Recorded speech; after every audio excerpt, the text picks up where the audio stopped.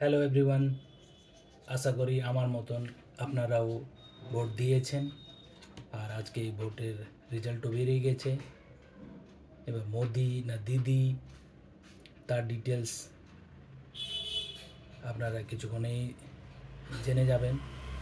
কিন্তু যারা চাকরির প্রিপারেশন করছেন, যে সামনে পিএসসি ক্লার্কশিপ আছে, তাদের জন্য এই এসপি মুখার্জি বা শ্যামাপ্রসাদ মুখার্জি একটা প্রবাবল এরিয়া যেখান থেকে প্রশ্ন আসতে পারে।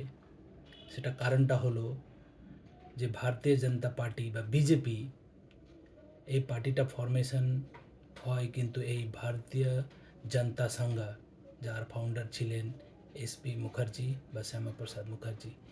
সেই জন্য এই কামিং পরীক্ষাতে এসপি মুখার্জির রিলেটেড প্রশ্ন কিন্তু খুবই কমন।